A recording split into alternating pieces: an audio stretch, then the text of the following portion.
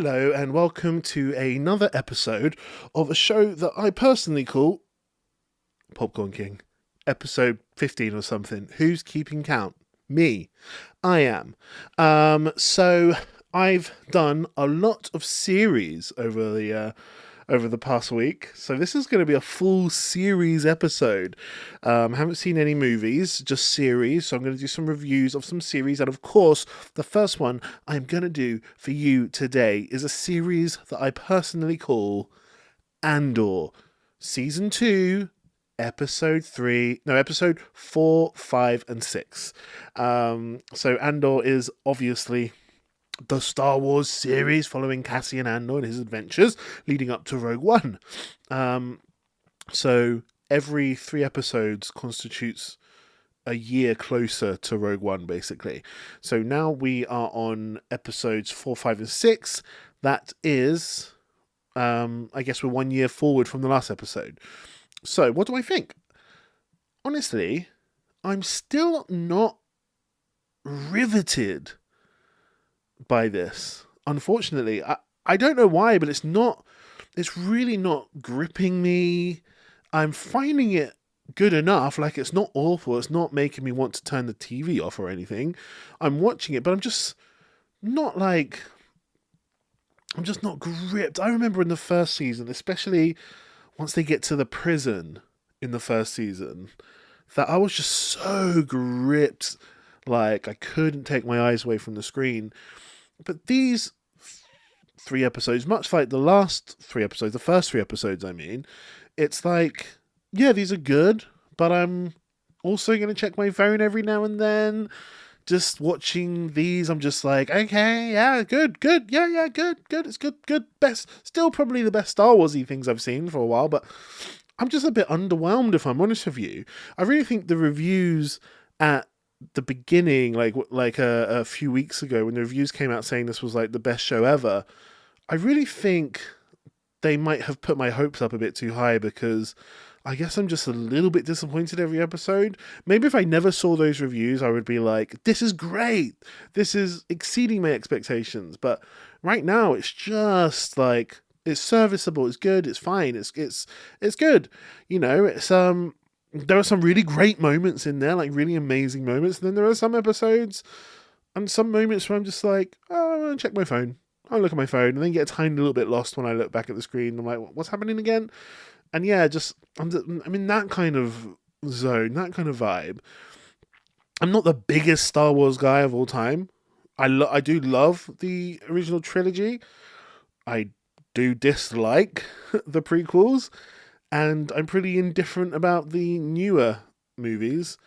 And then all the series, like Andor's good. Andor is good, to be fair. It is good. It's just the reviews made it seem like it would be the best thing ever. And it's just fine. It's absolutely fine. It's not bad.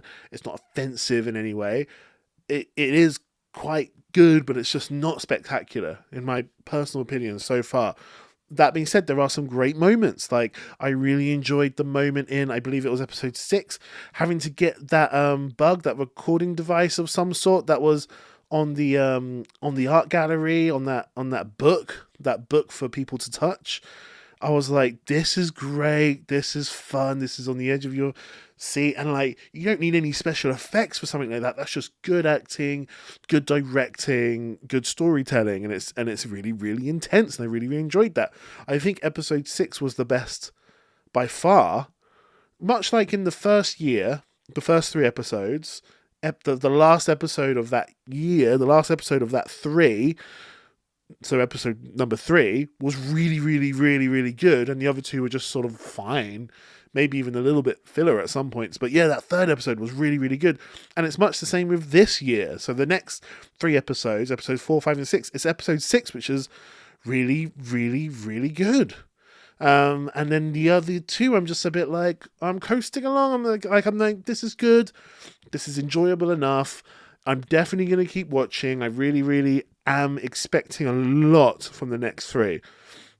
Is that the last 3? The next 3? Because for this to be sort of hailed as one of the best series ever by some of the reviews. Like, these last 3 episodes need to be fucking good because so far they've just been fine. They've just been okay, to be honest with you. But you know what? Like, I don't want to be a hater. Like, it is good.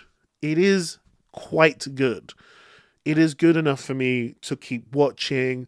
Like, it's better than a lot of series that are out there, but it's just nowhere near as sort of amazing as I was expecting it to be, as I was hoping for it to be. But maybe the last 3 episodes are going to change my mind. Maybe they will change my mind. Let me know what you thought in the comments below.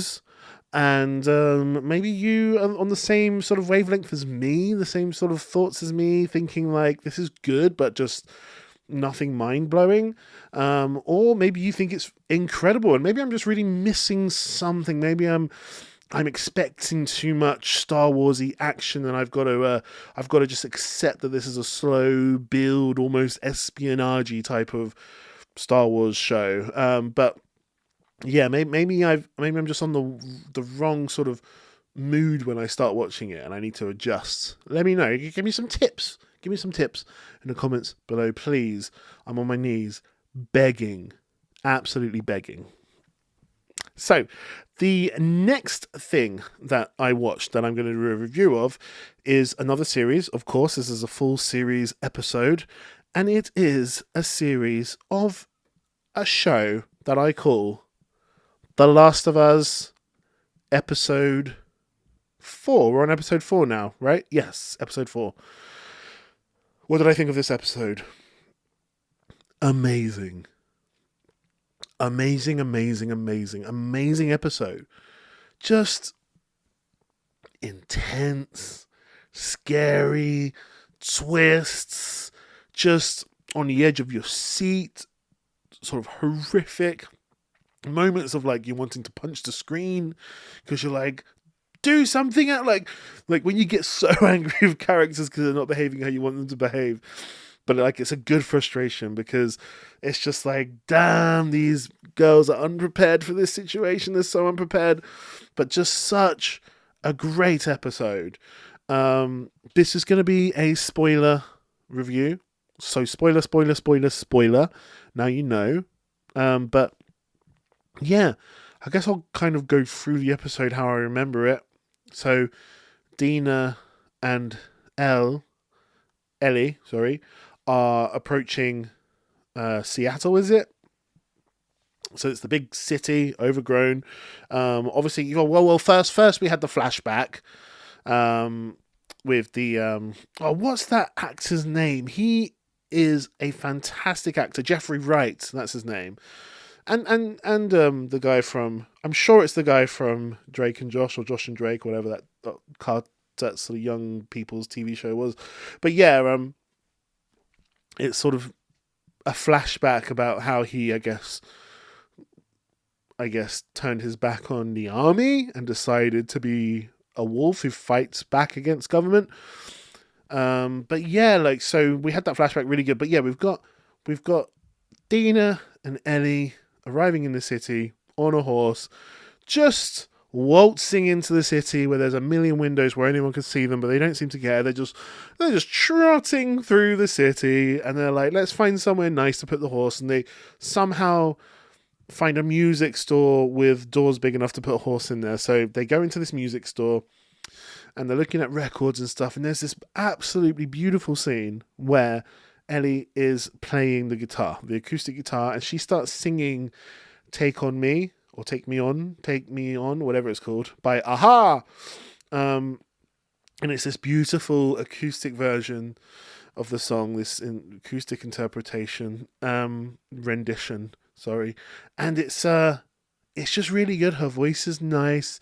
It's a cute, again, I wouldn't, if I was in a world full of zombies and in a world where there are people who will kill you if they find you, I don't know if I'd be playing guitar in an unknown place like that, but they are, and that's fine. And anyway, she's playing guitar and she's playing this Take On Me song, and Dina comes down and just sits and watches. She sits down, sits and watches, and there's no words from Dina. she just quietly watches, and her eyes are almost welling up, and it's just a real beautiful scene, really beautifully shot. There's like a nice sunbeam coming through the window. It's this real moment of beauty, and Dina just watching. I'm not quite sure what her motivations are, but it just must be beautiful in a world without music and art, really. Like, the world doesn't have that so much anymore in this series, to see this wonderful bit of music, and it's great. It's absolutely it's beautiful. It's really, really beautiful to watch. So that's a wonderful scene, and I really do think Dina is the MVP of this episode, of this show in general. I just think she's really cool with it. She's such a great actress. And it showed even more later on in the episode, which I'll get to in a bit. But anyway, then we have the point where they finally find some of the wolves, and they're like completely and utterly, obviously outnumbered and outgunned and outmanned. And they've got to like get away, and they have to like, by the skin of their teeth, sort of kill some of them, get away and go through a tiny crack and get into the subway, where they're then chased by thousands of zombies. And it's just like, you two are so unprepared. How were you not expecting something like this to happen? This was obviously going to happen. You've gone through the woods, and you've walked past whole groups of people that have been massacred, basically, by these wolves. And you're walking into a whole city where they obviously live, and you're just going to sort of walk in on your horse and not expect any of this stuff to happen. You're way out of your depth. You're so out of your depth. But again, they are just young. And they are just these two young people with sort of big dreams, basically. Big dreams of killing Abby. But yeah, they just in this train carriage, and it's so intense. They're in this underground subway train carriage, and there's zombies coming from all angles, going through the glass, and they've got to go through the roof, and they're like getting away by the skin of their teeth. And as they're like coming up through like the escalators, they're walking up through the escalators where you exit the subway, exit the underground tube station or whatever it is, and they go through those turnstiles, those metal turnstiles, and they're really rusty and hard to push, so they're kind of stuck, like trapped in these sort of steel bars, and zombies are coming and getting through the cracks. And Ellie protects Dina by putting her arm in front of a zombie and gets bitten, because obviously Elle is completely and utterly immune. She can't get infected. And Dina sees this, and she's obviously like, just like, oh my god, my friend's going to die, my beautiful friend. And anyway, they manage to escape, and Dina holds this sort of gun to her, going, why did you do that? You're going to die now. You're going to turn into a zombie. Why did you do that to save me?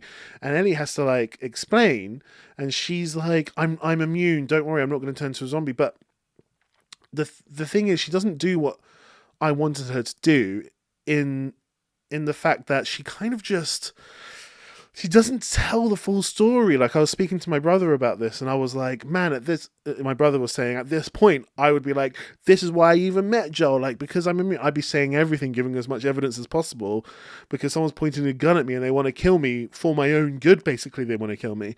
And it's like, Jesus. So she basically just says, look, I'm going to sit on that couch and I'm going to go to sleep, and then you can just watch me not turn into a zombie. So that's her plan.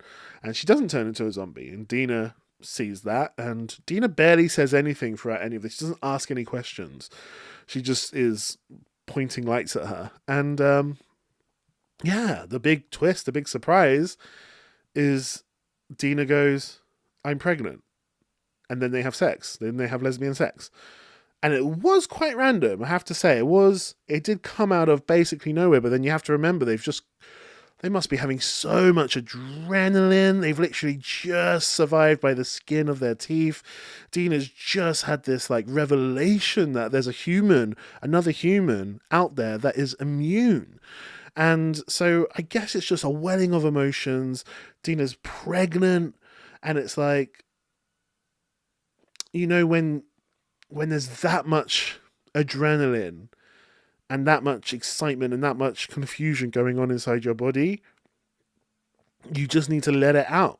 You can either scream, you can either punch something, or you can have sex. And it seems like that's what they did. They just had sex, and it was like, okay, good enough reason. Like, I can't think of a better reason, really, to have lesbian sex. It's absolutely fine. So they have the sex scene, and, it's kind of beautiful. At the end, they're like, we're going to be some fucked up family. You're going to have a baby, I'm going to be a dad, and then the actual dad is going to be a dad as well. So, yeah, just a kind of a sweet ending. But I must say, for me, I would be like, hey, let's put revenge on the back burner.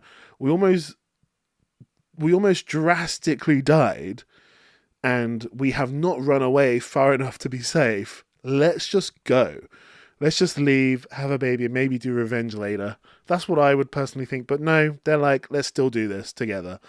So that's what they're going to do. And fuck me, this is a great episode. This is a great series. Please, I would love to know what you thought of it. Tell me in the comments below. Were you like as enthralled by this as me? I think this is almost on par with episode 2, which is, the crazy episode where Joel dies. But yeah, I thought just great. Wonderful episode of TV. So let me know in the comments below what you thought of this episode. Now, moving on to the next thing that I'm moving on to, which is another TV series, and it's called Black Mirror. The episode is called, I actually don't know the name of this specific episode. It's called, I'm getting it, Common People. I'm just going to read the synopsis of this one, because it's a little bit odd, as most Black Mirror episodes are. So, when a medical emergency leaves school teacher Amanda fighting for her life, her desperate husband Mike signs her up for Rivermind, a high-tech system that will keep her alive. So this is basically an episode that is commenting on subscription services like Netflix, or Disney Plus, those sort of subscription services where you can get the pro version of it. You can get Now TV Pro. You can get Netflix with adverts or Netflix without adverts. All these different things. So that's what they're sort of doing a comment on. And so the wife basically has a little bit of her consciousness replaced with a subscription service, and it keeps her alive. But they're quite strapped for money, and so they just have the normal version of the subscription service. And little do they know, into the episode a little bit, like 20 minutes in, she starts uncontrollably doing commercials, doing advertisements for things, and she doesn't even realize she's doing it. It comes naturally in her dialogue with people. So that's happening, and it's like, yeah, this is cool. I'm really, really on board with this. This is a funky bit of technology that I'm interested in myself. And yeah, I will say there is another part of it where there's a streaming service on the computer, I guess, some kind of stream where you get paid money to do really, really dumb, stupid things like pull out your teeth and stuff. And that's what the Chris O'Dowd character does. And I'm a bit like, this feels like another dystopian sort of use of technology, and we're already focusing on one. I didn't know if the episode necessarily needed the other one, the dystopian use of that sort of streaming technology. We've already got the sort of subscription technology bit in her brain. The other one, it starts to feel a bit like you're wearing a hat on top of a hat, as they say in comedy. I mean, it didn't ruin the episode for me. I was just a bit like, that's another thing. You could have dived into that, done a whole episode on that maybe, but they've kind of just a little bit used it here, and it plays some weird role, but it doesn't even play the role that I thought it was going to play, which is, it doesn't go into the direction that I thought it was. Like the lady who, sorry, the wife who has the subscription service, she signs up for like Subscription Plus or whatever it's called, Life Plus, where she can up her pleasure levels and stuff. And I kind of thought it was going to go, like, I thought she was going to start doing that wacky streaming service thing, pulling out her teeth. because she'd have the ability to turn up her pleasure senses, so it would all feel pleasurable to her, I guess, in some sense. I thought that's the route they're going. It's a clear route they're going, but they don't. He just I guess he just eventually stops doing the streaming service thing. I don't know. It just sort of fizzles out, the streaming, pulling out your teeth thing. I guess he just gets a bit tired of it, and because he's a bit tired of that, he kills his wife at the end. Which again, I'm a bit like, you don't need to kill her. Like, you can just let the subscription run out, and she will just sort of blankety blank out of existence. But yeah, I guess I guess it just didn't go in that direction. But apart from that, I will say it was a good episode, a good first episode to Black Mirror. It was a really like a two-hander, basically, just two actors practically just dealing with this thing in their life. Very dour, very sad, very very pessimistic look at the at where technology can take us, just like Black Mirror loves to do. I enjoyed it. It wasn't one of my favourites, but I really enjoyed it. Again, I had some tiny little problems here and there, but I really am kind of nitpicking, trying to have something interesting to say, because overall, I thought it was a good episode, a really good episode, a really great start to the season. I can't wait to watch episode 2. Let me know what you thought in the little comments below, because I want to hear the theories that you guys have. I want to hear where you thought this was going to go. Did it live up to your expectations? I can't wait for the next bloody episode. So next, I'm doing a review of a TV series that I personally call 1923 Season 2. So this is the second season to, obviously, the first season of 1923. I think technically it's 1924 at this point in the season, but, it is what it is, 1923. So this is one of the offshoots, one of the sub-series of the Yellowstone kind of universe, right? So you had Yellowstone, and you've got 5-6 seasons of Yellowstone with Kevin Costner and all that lot. And then they did an offshoot series, which was like a prequel, which was kind of about how the family got to Yellowstone, like the ranchers, the cowboys, how they actually got there initially. And it's one of those sort of traveling across America. So this prequel offshoot series was called 1883, I think, or something like that, 1880 something. And then in that series, there was a little boy, tiny little boy called Spencer, and now he is one of the leads in this next series, which is another offshoot, completely different cast, called 1923. So 1923 has Harrison Ford, Helen Mirren, and then a bunch of other actors that I didn't really know. But it's really, really epic. It's in that time between World War One and World War Two. It's still the Yellowstone sort of farm. It's still the Dutton family, and it's epic. It's so epic. It's so exciting. You got stories from all sort of sides of the world. You've got Spencer on a boat in Italy, having to transport alcohol illegally to America because it's the prohibition. You've got Alexandra. She is in England, and she's promised Spencer that she'll meet him in Montana, where his ranch is. But there's no telephones or anything in those days, so she's just got to find her way to Montana. And she's rich, but she has to travel poor because she's sort of giving up her richness to be with Spencer and the Dutton family.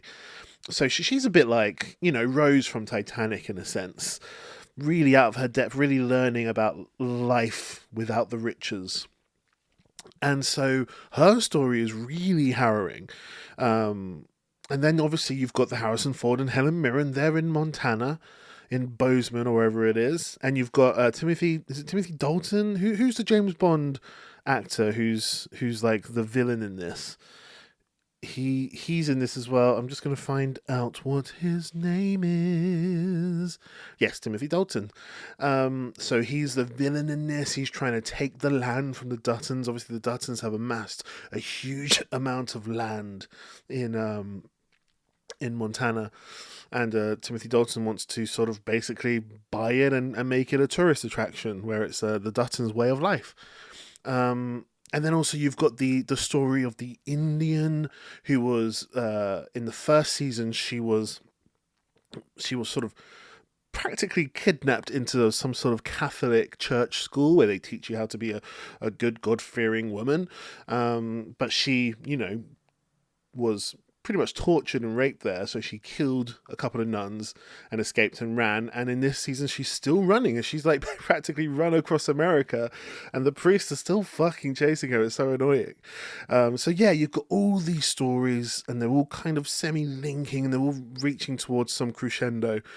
I have to say, Timothy Dalton's character, he has a fetish, a sexual fetish. It's more a fetish of power.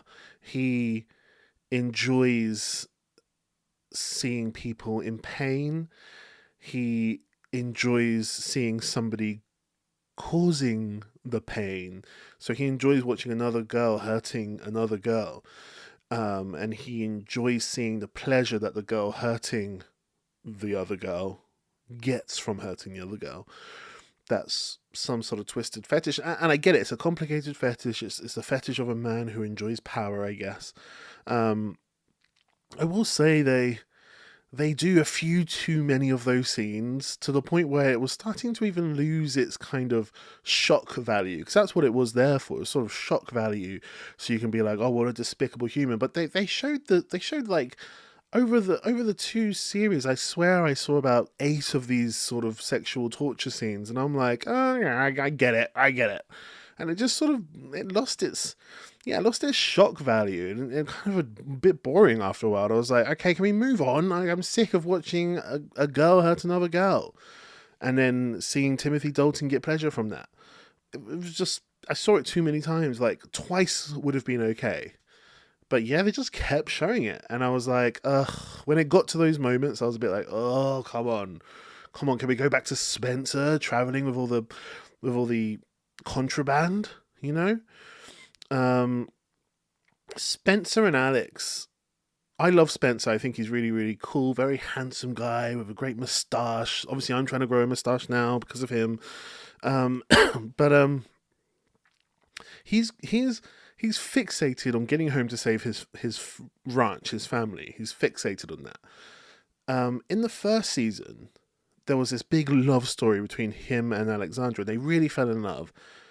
But the second season, I really feel like it's kind of a one-sided relationship, because it seems as though he's barely given her a second thought in the second season. Like she's barely on his mind. He's got one thing on his mind, and it's get to Montana to save his ranch. She goes through hell to get to him. Like every step she takes is for him. Every step she takes towards Montana, having to go through the immigration, the humiliation of it all, having to go through getting mugged, almost freezing to death in the snow in a car. It's all for him, just to get to him. And I don't feel like he's given her any thought in this season. He hasn't mentioned her once. He doesn't talk about her. There's no sign of him like struggling with the choice of, should I go to my farm or should I go get the love of my life, who we got separated from in the first season. There seems to be no inward battle in him. He just cares about his farm. Sorry, which makes me feel like this is such a one-sided relationship, because she is literally killing herself to get to him. She's literally killing. She's going through hell, and yeah, he's got his own adventure with the alcohol and stuff, but it really, she is not on his brain. She does not concern him at all. It seems like he's neither here nor there. If she didn't end up, like when she even gets to him, one of the first things he said is, you didn't have to go through this trouble at all. like he was not like desperate to see her at all. He was going to deal with his business and then I guess maybe go get her after. Like her story is really kind of, it bears no, fruits. It doesn't.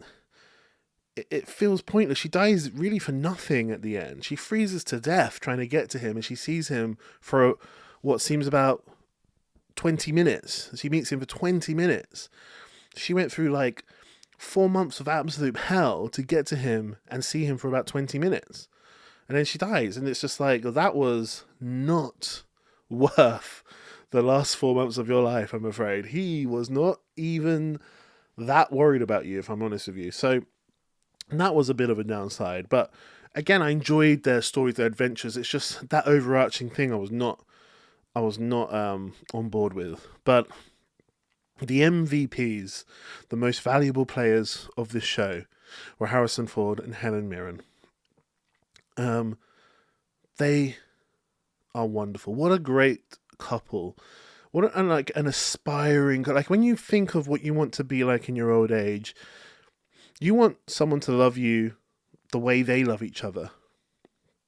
Where it's like they know each other inside out. They know everything about the other person, all of the good and all of the bad, and they love them throughout it all. And they know exactly how to speak to each other. They know exactly how to deal with one another.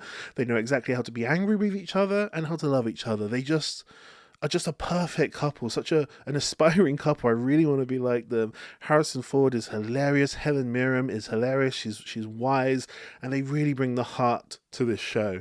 Seriously, this show would be quite mid, maybe quite a mid show without them, but because they're in it and their relationship and their acting, it elevates this show to a top tier show. I'm serious. It's a real top tier show. I loved this show so much, and I'm happy to sort of overlook some of the weird pitfalls with Spencer and Alexandra's relationship, and some of the weird, odd sexual fetish scenes that go on for too long and they're too often. I can overlook all of it, and just say that Harrison Ford and Helen Mirren elevate this to a top tier show. It is an excellent show, largely down to them and their chemistry, the way they say the dialogue. It just works. They're so poetic in a way. These cowboys, they might seem like uneducated people that just know one thing, and it's how to deal with cows and how to herd cows and ride horses. But the way they speak to each other, it was with such sort of wisdom and poetry. Like I say, like some of the things they say are so beautiful that you think that, damn, like I would never be able to be as eloquent as that in that kind of way. It's just so good to watch them speak this dialogue. They really, really suit it. So there you go. That's my review. I thought the show was marvelous, largely down to Harrison Ford and Helen Mirren, but the show in its entirety was great. Season 1 and Season 2, I highly recommend this whole show. I think it was awesome. Please tell me what you thought about it in the comments below. I would love to know. Now, finally, one more series I watched. Now this series is called Critical Incident. So Critical Incident is an Australian TV series. I'm just going to read the synopsis on IMDb. So when a police officer pursues a teenage suspect onto a busy train platform, a bystander is critically injured, and the lives of the pursued and pursuer are thrown into turmoil. So this is a like I say, an Australian show, and it's actually quite good. It's not a top tier show, but it is quite good. The inciting incidents, the premise of it is really interesting. It's this policeman chasing this girl who I guess has sort of been racially profiled because she's not the girl that they're supposed to be chasing, but they're chasing this girl, and whilst running down a busy platform, basically he pushes a bystander onto the tracks, and they get hit by a train, basically, and it's like the sort of all the drama that happens after that. it's really, really interesting to see. Interesting to see how the police try to look after their own. Interesting to see how they've got to hire someone in to thoroughly check this. Interesting to see the sort of racial profile. The girl who was innocent, how just sort of being chased by the police has sort of thrown her into the world of drugs and alcohol and crime. Like, it's the act of the police pursuing her has really pushed her to a life of a criminal, basically. It's really interesting to see the Australian sort of criminal world. Like in England on Netflix, we have Top Boy, which is a great Netflix show. Really, really thoroughly recommend that. You could even say in America that you've got things like Breaking Bad, and then this seems to be like the Australian one of these things. So yeah, lots and lots of sort of about the drug dealer, the underworld of Australia, the police, and how they have to deal with these sorts of situations. And then it ends really abruptly. I have to say, it ends super abruptly on this cliffhanger where you're like, oh, cool, next episode. Oh, that was the end.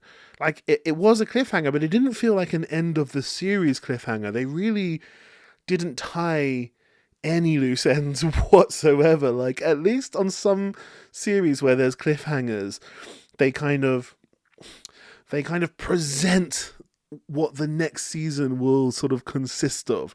They kind of show, well, this is, I guess, the end of this bit of the story, and now we move on to this next bit of the story. But this is like, what? Like, there was no tying of loose ends. There was no like end of chapter. Now let's move on to the next chapter. It was like